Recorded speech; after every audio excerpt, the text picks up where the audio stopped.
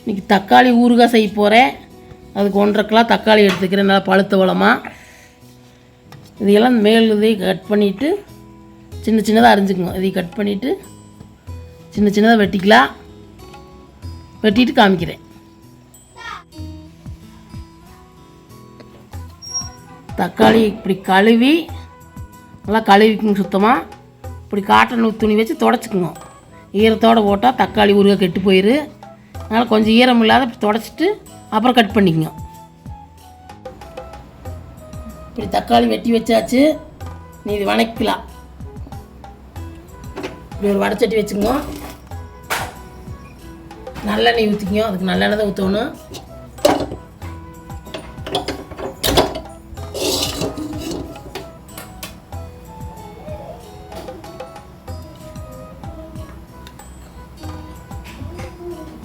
கொட்டி வணக்கலாம்.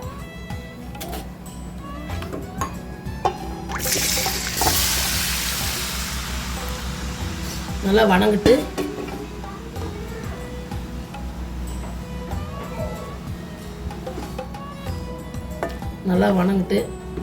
வணங்குக்கப்புறம் காமிக்கிறேன். தக்காளியோட பார்த்தீங்கன்னா இவ்வளோ புளி எடுத்து சேர்த்திங்க. நல்லா கொட்டையை காம்பெல்லாம் எல்லாம் சுத்தம் பண்ணி வச்சு இதோடு போட்டுக்குங்க. நல்லா வதங்கிட்டு தக்காளியோடய போட்டுக்குங்க. நல்லா வதங்கிட்டு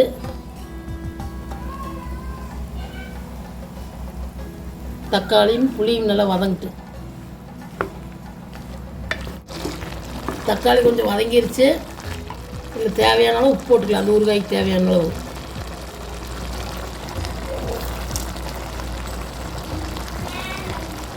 நல்லா வதங்கிட்டு தக்காளி பார்த்திங்கன்னா இப்போ கம்மியாக விற்கிது. இந்த மாதிரி செஞ்சு வச்சுக்கணும். விலை கம்மியாக இருக்குல்ல, இந்த மாதிரி செஞ்சுக்கலாம். நல்லா வதங்கிட்டப்புறம் காமிக்கிறேன். இந்த அளவுக்கு வதங்கிருச்சு. இந்த அளவுக்கு தக்காளி வதங்கிருச்சு. நீ அடுப்பு ஆஃப் பண்ணிவிட்டு ஆற வச்சுக்கலாம். ஆற வச்சு மிக்சியில் அரைச்சிக்கலாம். தக்காளி ஊறுகாய்க்கு தேவையான பொருள் பார்த்திங்கன்னா 1 ஸ்பூன் வெந்தயம், 1 ஸ்பூன் கடுகு, இது ரெண்டையும் போட்டு சும்மா வறுத்து பொடி பண்ணிக்கலாம் மிக்சியில். தக்காளி ஆறிட்டுருக்கிட்டு அதுக்குள்ளே இது வறுத்து பொடி பண்ணிக்கலாம். அந்த ரெண்டையும் தாளிக்கிறதுக்கு கொஞ்சம் கருவேப்பிலை, கொஞ்சம் கடுகு சேர்த்திங்க. அதோட கொஞ்சம் பெருங்காயத்தூள் சேர்த்திங்க. ஒரு 2 ஸ்பூன் மிளகாய்த்தூள், கடைசியை போட கொஞ்சம் வெல்லம். இப்போ இதையும் வறுத்துக்கலாம். ஒரு வடைச்சட்டி வச்சுக்கோங்க. வெந்தயத்தையும் கடுவையும் போட்டுக்குங்க. வறுத்துக்குங்க.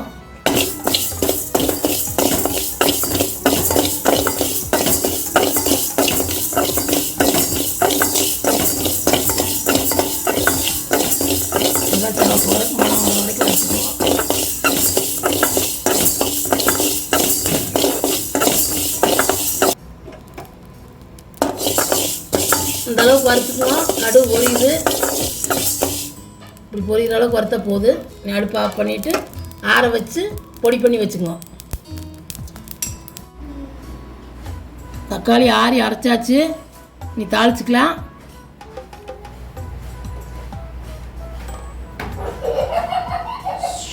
இப்படி ஒரு வடைச்சட்டி வச்சுங்க. தீ பற்ற வச்சு அடுப்பு பற்ற வச்சு ஒரு வடைச்சட்டி வச்சுங்க.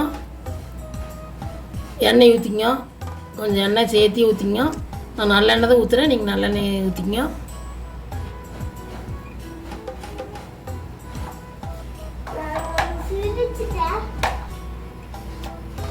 எண்ணெய் காயிட்டு கடுகு சேர்த்துக்கலாம். கடுகு பொரிட்டு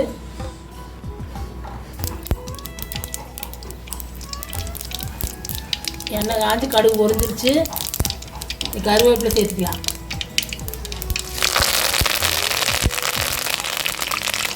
இதோட தேவையான அளவு பெருங்காயத்தூள் சேர்த்துக்கலாம். நீங்கள் கட்டு பெருங்காயம் தான் சேர்த்துக்கணும். நான் தூள் பெருங்காயம் சேர்த்துறேன்.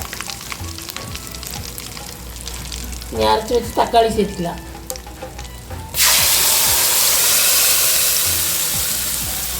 நல்லா வதங்கிட்டு பொடியெல்லாம் சேர்த்துக்கலாம். கொஞ்சம் நேரம் வதங்கிட்டு இப்படி ஒரு மூடி போட்டு மூடி வச்சுங்க. கிளறி விட்டுங்க. எடுத்து இல்லை ஊடெல்லாம் தெரிச்சிரு. அதனால் இப்படி ஒரு மூடி போட்டு மூடிக்குங்க. அப்பப்போ எடுத்து கிளறி விட்டுக்குங்க. இப்படி பாதி வதங்கிருச்சு தக்காளியெல்லாம். பொடியெல்லாம் சேர்த்துக்கலாம். மிளகாத்தூள் சேர்த்துக்கலாம்.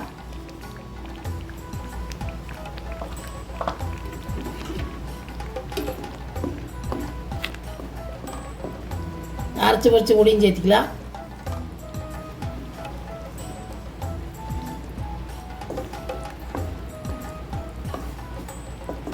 எல்லாம் போட்டு நல்லா கலக்கி விட்டுங்க. இன்னும் நல்லா எண்ணெய் பிரிஞ்சு வர வரைக்கும் கொதிக்கிட்டு கலக்கி மூடி போட்டு அப்பப்போ கிளறி விட்டுங்க. இல்லைன்னா வெளியே தெரிச்சிரு. சிம்மில் வச்சு மூடி போட்டு அப்பப்போ கிளறிக்குங்க.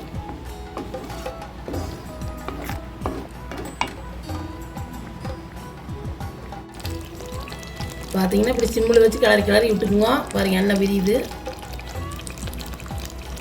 நல்லா கிளறி விட்டுக்குங்க. இன்னும் கொஞ்சம் நேரம் ஆனால் நிறுத்தியில் அடுப்பேன். இன்னும் கொஞ்சம் நேரம் கிளறிக்குங்க. அப்போ கிளறி மூடி வச்சுக்கோங்க. தெரிச்சிட்டு பூரா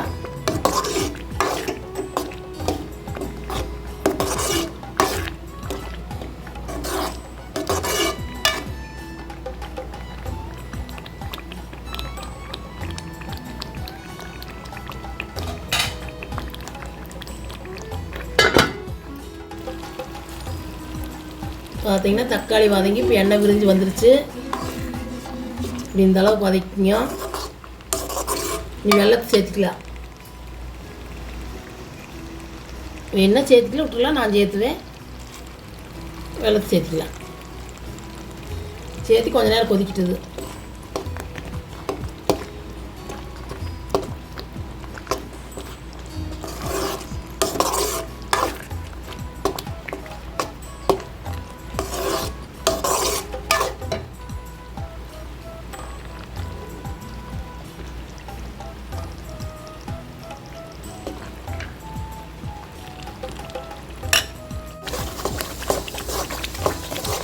பார்த்தீங்கன்னா வடச்சட்டியில் விட்டால் இப்படி எண்ணெய் பிரிஞ்சு உருண்டு வரும்.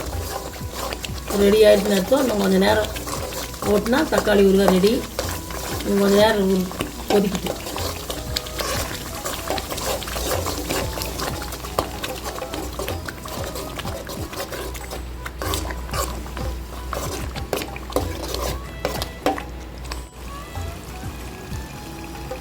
பார்த்தீங்கன்னா தக்காளி ஊறுகாய் ரெடி ஆயிடுச்சு. இப்படி நல்லா எண்ணெய் விரிஞ்சு வந்துடணுன்னு. இது ஆறுனதுக்கப்புறம் ஒரு கண்ணாடி பாட்டில் போட்டு வச்சுக்கோங்க. தண்ணி படக்கூடாது. மிக்சியில் ஓடையிலையும் தண்ணி இருக்கக்கூடாது. தண்ணியெலாம் செஞ்சு வச்சிட்டிங்கன்னா ஒரு மாதம் ஆனாலும் கெடாது. இட்லி, தோசை, கிளந்த சாப்பாடு, சப்பாத்தி எல்லாம் சாப்பிட்லாம். இப்போ கம்மியாக வைக்கல. இந்த மாதிரி செஞ்சு வச்சுக்கோங்க. செஞ்சு பாருங்க. இந்த மாதிரி நான் செஞ்ச மாதிரி செஞ்சு பார்த்துட்டு வீடியோ பிடிச்சிருந்தா லைக் பண்ணுங்கள், ஷேர் பண்ணுங்கள், சப்ஸ்கிரைப் பண்ணுங்கள்.